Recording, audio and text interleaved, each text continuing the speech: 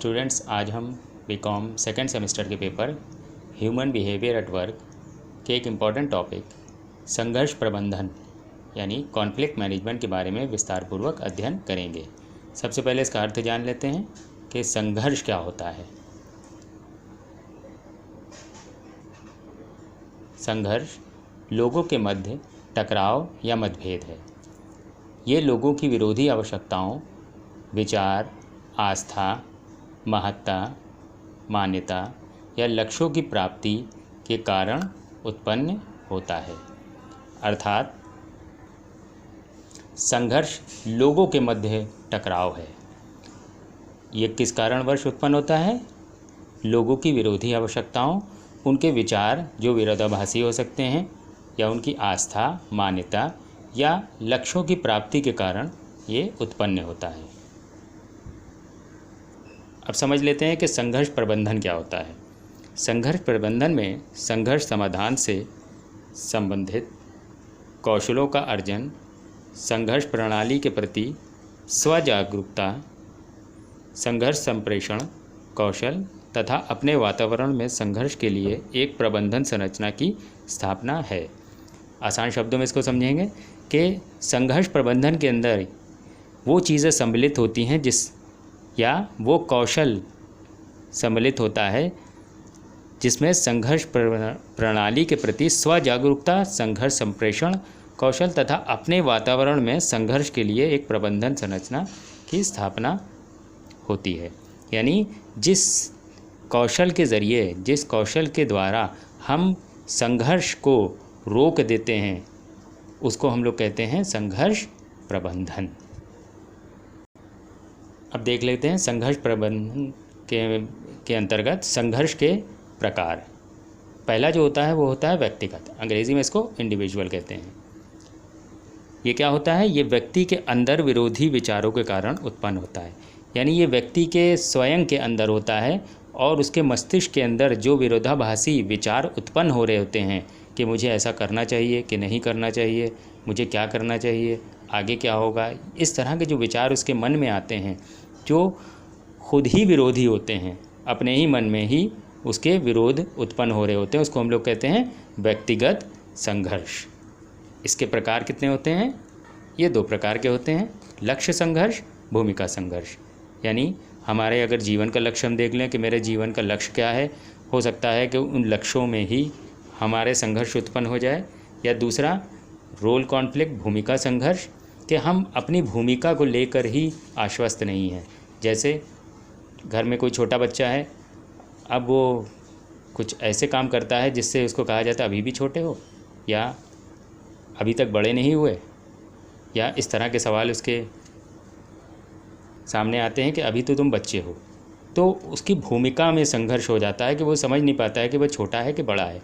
उसी प्रकार हम देखते हैं, अगर किसी कंपनी में कोई व्यक्ति कार्य कर रहा हो तो वो अपनी पद को लेकर आश्वस्त नहीं होता है कि ये मेरे लायक काम है कि नहीं है, वो अपनी भूमिका ही नहीं तय कर पाता है। तो वो उसके अंदर उठते हुए विचारों के कारण ये संघर्ष उत्पन्न होता है। दूसरा जो होता है वो होता है पारस्परिक, यानी इसको अंग्रेज़ी में कहेंगे इंटरपर्सनल। ये क्या होता है?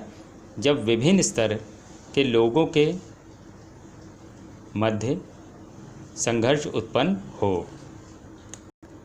अर्थात यहाँ पर आपके बाद कोई और व्यक्ति भी इसमें इन्वॉल्व हो जाता है। यानी आपके साथ में विभिन्न स्तर के लोग के मध्य आप संघर्ष उत्पन्न हो जाता है, उसको हम लोग कहते हैं पारस्परिक। यानी एक से अधिक लोग होंगे इसमें। जैसे दो प्रकार के हैं, लंबवत। अगर आपके सहयोगियों के साथ ही संघर्ष शुरू हो जाए, जो आपके साथ काम करते हैं उनके साथ ही आपके कुछ जो अनबन हो जाए, कोई ऐसी बात हो जाए, संघर्ष उत्पन्न हो जाए, तो वो कहते हैं वर्टिकल। क्षैतिज क्या होता है? यानी वर्टिकल में हम जो है अपने से ऊंचे वाले पद के व्यक्ति के साथ में संघर्ष हो जाए। जैसे अगर आप किसी ऑफिस में अकाउंटेंट हैं और मैनेजर से अगर अनबन हो जाती है किसी कारणवश, तो संघर्ष अगर इस लेवल पर हो रहा है तो वो वर्टिकल है। ठीक है। क्षैतिज आपके अपने ही सहयोगियों के साथ में अगर आपकी कुछ संघर्ष हो जाता है या अनबन हो जाती है तो उसको हम लोग कहते हैं क्षैतिज, यानी वो एक ही स्तर के लोग हैं तो क्षैतिज है, अगर स्तर अलग अलग हैं तो वो वर्टिकल हो जाता है। तीसरा प्रकार है अंतर समूह, यानी इसको कहते हैं हम लोग इंटर ग्रुप। ये क्या होता है, जब संगठन के अंदर दो समूह के मध्य संघर्ष उत्पन्न हो जाए, यानी अगर दो समूह बन जाते हैं, कभी कभी ऐसा भी होता है दो समूह बन जाते हैं, अगर उनके बीच में संघर्ष हो जाए तो वो कहलाया जाता है इंटर ग्रुप। अब हम देख लेते हैं संघर्ष प्रबंधन प्रक्रिया। ठीक है, संघर्ष प्रबंधन प्रक्रिया क्या, सबसे पहली चीज़ इसमें समझ लें, इसमें 5 सोपान होते हैं, यानी 5 पद होते हैं या 5 चरण होते हैं। अंग्रेज़ी में इसको हम स्टेप्स कह देंगे। पहला चरण क्या है, अव्यक्त, अंग्रेज़ी में लेटेंट। ये क्या होता है, जो संभावित संघर्ष उत्पन्न करता है, संघर्ष के सभी कारक विद्यमान हैं परंतु उस पर ध्यान नहीं गया है, संघर्ष प्रारंभ नहीं हुआ है। मोटे मोटे शब्दों में इसको समझ लें कि ये पहला जो स्टेप है, यहाँ पर संघर्ष प्रारंभ तो नहीं हुआ है लेकिन उसके सारे कारक यानी उसके सारे कारण मौजूद हैं। जैसे दो व्यक्तियों के बीच में जो है अनबन हुई, लेकिन उनको जिस व्यक्ति से अनबन हुई उसको पता नहीं है कि वो मुझसे नाराज़ है या मुझसे खफा है किसी बात पर, लेकिन उसके सारे कारण मौजूद हैं, लेकिन अभी संघर्ष प्रारंभ नहीं हुआ है। यानी लेकिन फ्यूचर में अगर हम देखें, भविष्य में संघर्ष हो सकता है। अभी किसी को भी इसके बारे में आभास नहीं, जो आसपास भी लोग रहते हैं उनको भी इस बारे में कुछ भी पता नहीं है कि इन दोनों के बीच में कुछ चल रहा है, कुछ गड़बड़ चल रहा है। दूसरे स्टेप में देखते हैं, उसको हम कहते हैं गोचर यानी परसीव्ड।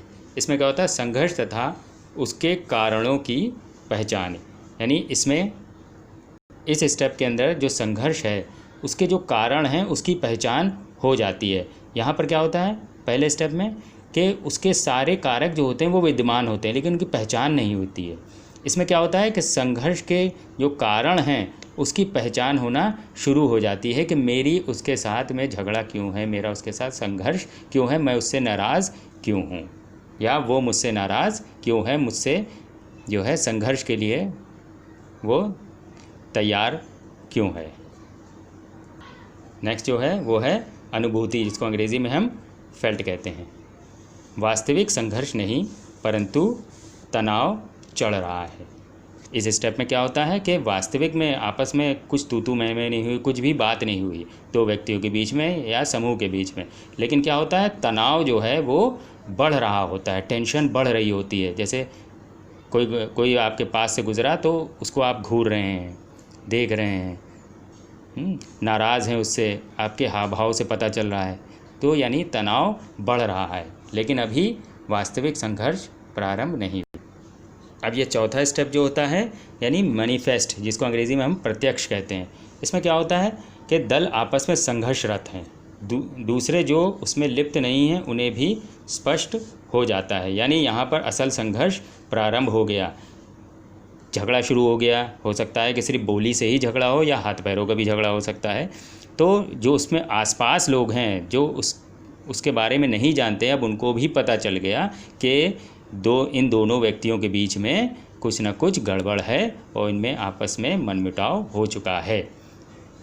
अब वो चाहे झगड़ा जो है बातचीत का हो या फिर वो हाथ पैरों का, किसी भी स्तर का वो झगड़ा हो सकता है, लेकिन अब ये यहाँ पे स्पष्ट हो गया कि दो लोग आपस में संघर्षरत हैं। लास्ट हम देखते हैं संघर्ष परिणाम, आफ्टर मैथ, इसको अंग्रेजी में संघर्ष दबा दिया गया या उसका समाधान हो गया या उसका प्रबंधन कर दिया गया।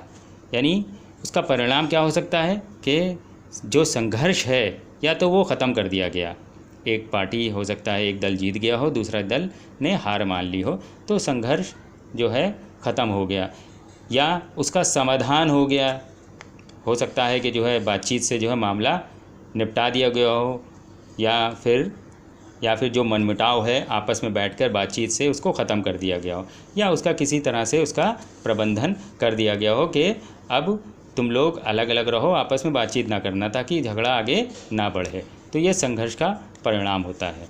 तो इसके कितने स्टेप हुए? इसके 5 स्टेप हुए। पहला अव्यक्त लेटेंट, दूसरा गोचर परसीव्ड, तीसरा अनुभूति फेल्ट, फिर चौथा है प्रत्यक्ष मैनिफेस्ट, और पांचवा हो गया संघर्ष परिणाम। ये 5 स्टेप होते हैं और ये हो गई संघर्ष प्रबंधन प्रक्रिया। आज के क्लास के लिए बस इतना ही। Thank you very much.